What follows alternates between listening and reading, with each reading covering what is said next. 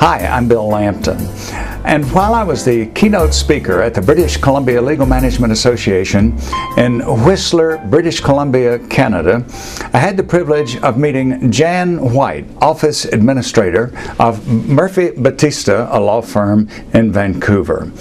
Jan has established a growing reputation as a professional coach, and so it's our privilege to have her as our guest today. Hi, Jan. Really a privilege to be able to talk with you today. Thanks for being my guest. Thanks for having me, Bill. It's great to be here. Well, the first thing I'd like to ask you, did your interest in coaching start because you yourself had benefited from some type of professional coaching? That's exactly how it started, and I was absolutely amazed at the effects of being coached, being asked questions as to who I was, how I felt about things, and establishing a structure of personal values to get me through, of all things, a litigation trial. I had had experience as a paralegal for 23 years when I found myself having to prove my own personal injuries from a car accident. Thinking, of course, I probably would settle out of court, knowing that litigation is such a stressful thing, watching my clients go through it for over 20 years. I never dreamt I would be in the witness box. But it was a reality. I was going to trial, and I knew that I would have to give my lawyer something to work with and be very clear on how that accident had affected me. So I went to an introduction to life coaching put on by one of the local schools, Erickson College, which is an internationally renowned coaching school, one of the first coaching schools in Canada. And during that 2-day introduction to life coaching, where I thought I was going to understand what the process was and go out and hire myself a coach, I became inspired to actually become a coach. Well, what then do you think is the value of coaching? For example, many people read self-help books. Many people go to conferences and conventions, just like you and I attended the British Columbia Legal Management Association conference the last couple of days. People have all sorts of opportunities for professional development. So why coaching? Well, all those are great things for people to do, and I encourage everybody to do the self-help, do inner exploration, whatever works for them. In addition to all of that, coaching gives you the opportunity to get in touch with yourself. Ask yourself the question. So it's not asking Dr. Bill the question, it's asking Jan Whyte the question. And these are questions you wouldn't be asking yourself otherwise. You're prompted to ask them. You never think of them, but once you're asked them, you really ponder and you really appreciate the chance to respond to them. Deep questioning is what a life coach or performance coach should do, but we do it so you can find your authentic self and start living an authentic life and express your own values. And it's amazing the increased satisfaction that comes out of that process. What would you say were the major benefits for you, in addition to asking yourself questions you would not have asked otherwise? What would be the major benefits to you from your coaching that you experienced? The coaching I experienced helped me differentiate between learned behavior and authentic behavior that was part of me and my soul. For being in a profession for a number of years, you take on certain habits. Oh, yes. Certain mindsets, certain beliefs. Unfortunately, some dogma that your entity is the be-all, end-all, and your processes and it becomes more rigid all along. It does. So having another perspective and being invited to be a fly on the wall, perhaps looking in on the court trial and seeing the witness. How would you like the witness to be portrayed? How would you like to see yourself as a witness during that trial?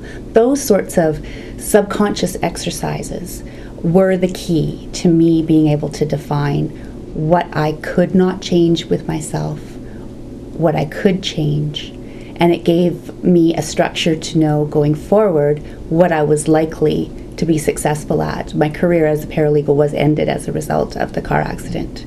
So it gave me a good perspective into what would be a success. What your next step would be. Exactly. Okay, let me ask then, what do you do in the way of coaching yourself? Now, not coaching yourself, but coaching other people, because I understand you're moving more and more into providing coaching services. With you, how does that work, Jan?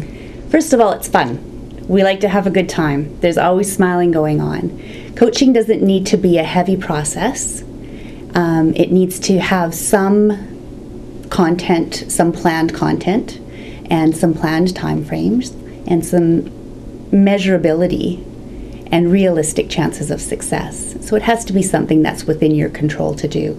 The person who's being coached has it completely within their power to produce the result. If it's based on input from a third party, it's likely not the right goal for a life coaching position. So in the administration end of things on team performance, life coaching as far as exercises on interpersonal relationships, how people may perceive time differently, common things that happen every day in an office, conflict resolution, prioritization, dealing with urgent matters as opposed to matters that are important to you in your profession. Those things, when explored and when actually written down and considered, can bring an aha moment to an employee and make them a much more productive employee, a much happier person. And sometimes we remove roadblocks that have been stalling somebody in their own personal or professional success, and they reach amazing, amazing heights. Well, of course, the fun to you is seeing the growth in these people, the personal development, the new professional enjoyment that they have, and productivity. Enjoyment, that's exactly it, yes. Well, the final thing I would ask is, how does your coaching take place? Is it by telephone? Is it in person? What do you do? I always insist on an in-person meeting. It could be the first meeting, or it could be the second meeting, but usually at the very beginning of the relationship, I really feel it's important to meet the person. There are many coaches out there that coach people all around the world and never actually physically meet somebody. The way I coach and the way I experience life is through interaction, human values, human responses, looking into people's eyes, watching their gestures, identifying meta programs, listening to what people are saying as well as watching them.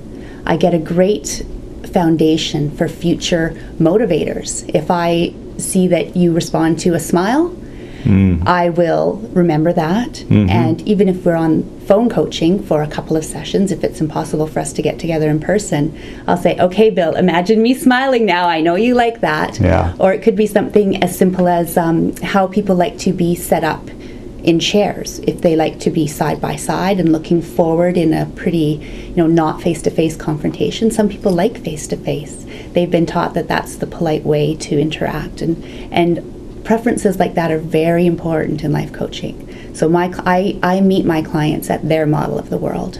And in order to get that, I must have an in-person, some real in-person time with them. And then we could do it over the phone. We could use Skype, for instance. There are many different ways, and it all depends on the client and what they like. It's their game, and I'm in there to help them win. Well, it's very obvious that you are sharing coaching because coaching has made such a difference for you. Thanks so much, Jan, for being with us. And is there any contact information you'd like to leave in case anyone wants to get in touch with you? And thanks, Bill, for having me. It's been great. Email talktojan@litigationbydesign.org. Very good. They'll notice that's on the screen below us here, so it makes it very easy for them. Great. Thanks so much, Jan. Thank you, Bill. Great to be with you. You too.